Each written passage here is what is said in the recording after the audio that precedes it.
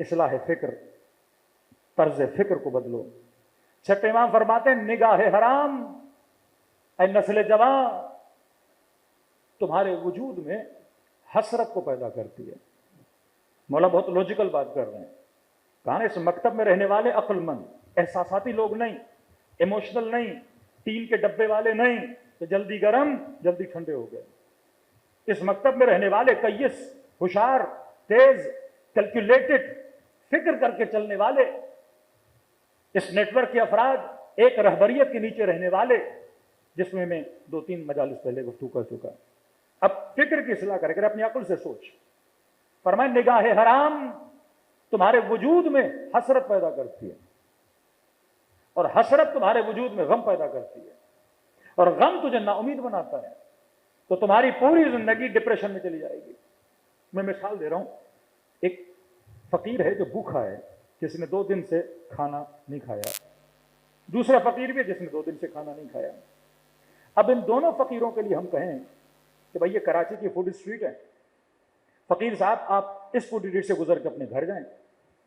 دوسرے فقیر کو کہیں کہ آپ فلاں گلی سے گزر کے جاؤ جس میں کوئی دکان نہیں ہے، ہر چیز بند ہے۔ اب بتائیے کہ یہ فقیر جو بند گلی سے گزر کے گھر جائے گا، گھر پہنچے گا، اس کی کیفیت کیا ہوگی؟ اور وہ فقیر جس کی جیب میں ایک پائی نہیں، فوڈ اسٹریٹ سے ہوتا ہوا گھر پہنچے گا، اس کی کیفیت کیا ہوگی؟ یہ حسرتوں کو لے کے پہنچے گا۔ بھوکا آدمی مرغے چرغے ورغے دیکھے گا، اندر کیا پیدا ہوگی؟ حسرت، غصہ، طلب۔ اب گھر جائے گا، کہیں گے فقیر صاحب یہ آدھی پیاز ہے، آدھا روٹی کا ٹکڑا ہے، کیونکہ فقیروں گھر میں تو کچھ ہے نہیں، اسے کھا لو۔ کہ میں تو مرغے دیکھ کے آیا ہوں، آدھی روٹی کون کھائے گا؟ اسے اس روٹی سے نفرت ہو جائے گی، اسے اس آدھی پیاز سے نفرت ہو جائے گی۔ لیکن وہ فقیر جو فوڈ اسٹریٹ سے نہیں گزرا، کسی بند گلی سے گیا، وہ بھوک کے عالم میں ہے، بڑے شوق سے آدھی روٹی بھی کھائے گا، آدھا پیاز بھی کھائے گا۔ فرمایا اگر حسرتوں نگاہ ڈالو گے تو اندر کیا پیدا ہوگی؟ حسرت پیدا ہوگی۔ ہاں اگر جیب میں 10,000 ہیں تو جا بازار میں، تاکہ اپنی حسرت کو پورا کر سکو۔ لیکن ایک پھوٹی کوڑی تمہارے جیب میں نہیں ہے، اور ایسے روڈوں سے گزرو کہ جن چیزوں کو دیکھ کے خواہش بھی ہو پر خرید نہ سکو، تو کیا پیدا ہوگا؟ حسرت پیدا ہوگی۔ تو واسو فرماتے ہیں نگاہ حرام تجھے نقصان دیتی ہے۔ کسی چیز کو دیکھے گا، اس کی طلب تمہارے اندر پیدا ہوگی، لیکن وہ چیز تمہیں ملے گی نہیں۔ یہ فلموں کے اندر ایکٹر ایکٹریسز، یہ کیوں معاشرے میں شادی کا رجحان کم ہو گیا؟ کیوں لوگوں کی پسند اتنی مشکل ہو گئی؟ پہلے زمانے میں جوان کے لیے رشتہ آتا تھا، فوراً اللہ کا شکر کرتا تھا، بھائی کوئی رشتہ آ گیا، شادی کر لیتا تھا۔ ابھی ایک فوٹو، دوسرا فوٹو، تیسرا فوٹو، والدہ کہتی مولانا اس کو سمجھائیے، کسی پہ بندہ روک ہی نہیں رہا، اتنا سخت مزاج ہو گیا۔ کیوں؟ کیونکہ ویرائٹی، یہ نیٹ ورک آف دجال نے ویرائٹی اتنی بڑھا دی، حسرت کا میدان اتنا بڑا کر دیا کہ نسل جوان اپنی سلیکشن میں محدود ہو گئی۔ وہ بالی ووڈ ہو، وہ ہالی ووڈ ہو، یا آپ کی ڈرامہ انڈسٹری ہو، یہ نظام بڑا دقیق نظام ہے، شیطان کا نظام، رسالت شیطان جو لوگوں کو اپنی طرف کھینچتا ہے۔ اس کے مد مقابل اہل بیت کا نیٹ ورک ہے نا۔ اس نیٹ ورک میں کیونکہ شیطان کا مقابلہ اتنا مشکل ہے کرنا، جب تک آپ کی عقل علم کے ذریعے سے، اہل بیت سے تمسک کے ذریعے سے مضبوط نہیں کرتے، آپ اس نظام سے بچ ہی نہیں سکتے۔ پوری دنیا میں حسن کا مقابلہ ہوتا ہے، اگر پارٹیسپیٹ 1000 خواتین ہیں اس میں، پھر ان 1000 میں سے 10 کو چنا جاتا ہے، پھر ان 10 میں سے 1 کو چنا جاتا ہے۔ مطلب دنیا کے حسین ترین چہرے وہاں جمع ہوتے ہیں، ان میں سے بھی حسین ترین چہروں کو جمع کیا جاتا ہے، پھر یہ جو سب سے حسین بنتے ہیں، نمبر 1، نمبر 2، نمبر 3، نمبر 4، پھر یہ شوبز میں جاتے ہیں، پھر ان کو ایز اے ایکٹر فلموں میں لیا جاتا ہے۔ اب جب یہ فلم میں آتا ہے، پورا معاشرہ، پوری سوسائٹی جو ڈرامہ اور فلم انڈسٹری کو دیکھتی ہے، جب ان چہروں کو دیکھتی ہے تو اس کے ذہن میں ایک روڈ میپ بنتا ہے کہ معیار حسن کیا ہے، اس کے اندر حسرتیں پیدا ہوتی ہیں۔ اب جب یہ جوان شادی کے لیے جاتا ہے تو وہ جو چہرے ہائے حرام اس کے ذہن میں ہے، ان چہروں کو ان سے کمپیئر کرنے لگتا ہے۔ ایران میں چند سنیما کے ایکٹریسز نے بیوٹی اور سرجری کے آپریشن کروائے اور اپنے ناک کو آپریشن کروائے. پوری قوم کی لڑکیوں نے ناک کٹوا دیا. سیلیبریٹی میں کیوں کہتا ہوں خطرناک ہیں؟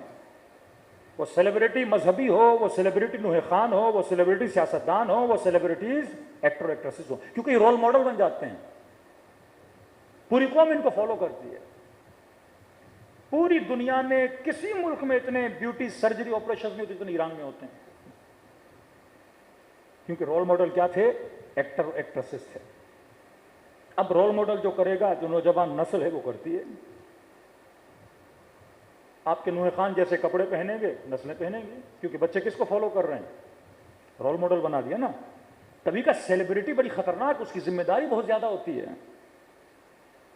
وہ 10 دھاگے پہنے، 15 دھاگے پہنے، جو ایکشن مارے پوری نسل اس کے پیچھے لگنا شروع ہو جاتی ہے. اس کے بجائے کہ شریعت کو فالو کیا جائے، سنت اہل بیت کو فالو کیا جائے. اب انسان کو پتہ ہونا چاہیے کہ میں نیٹ ورک بنا رہا ہوں یا نیٹ ورک کو خراب کر رہا ہوں. میں قوم اور بچوں کے درمیان کوئی سنت حسنہ پیدا کر رہا ہوں یا کوئی بدعت پیدا کر رہا ہوں. ان کو اچھی عادتوں کی طرف لا رہا ہوں یا بری عادتوں کی طرف لا رہا ہوں.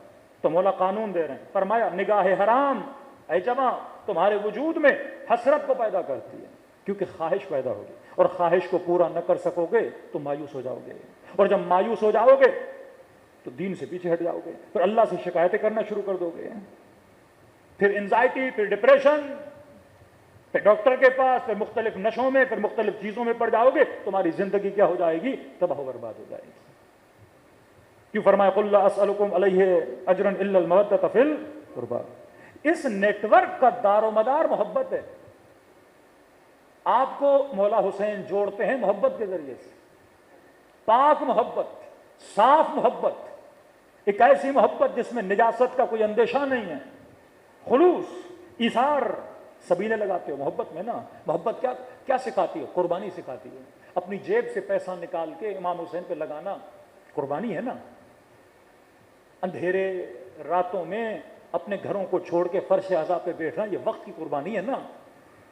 ان راتوں میں نیند کم کرو، پھر جاب پہ بھی جانا ہے. کیا دے رہے ہو؟ قربانی دے رہے ہو نا. پیدل امام حسین کے حرم کی طرف جانا قربانی ہے نا.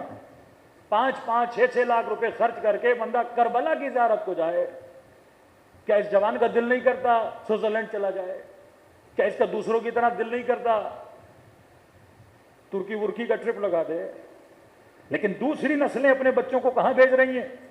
سیر و تفریح کے لیے ٹھنڈے اور نرم علاقوں میں. لیکن اس بچے کے اندر اتنی محبت آ گئی، کہتا نہیں پیسے جمع کر کے میں نے کہاں جانا ہے؟ حسین کے یہاں جانا ہے. کربلا پاؤں میں چھالے، گرمی کا نہیں، کیونکہ اس نیٹ ورک نے آپ کے دل میں محبت پیدا کر دی. اب فرمایا یہ محبت تجھے پاک بناتی ہے، کیونکہ محبت بڑی خطرناک ہے. محبت جہنم تک لے جاتی ہے، محبت جنت تک لے جاتی ہے.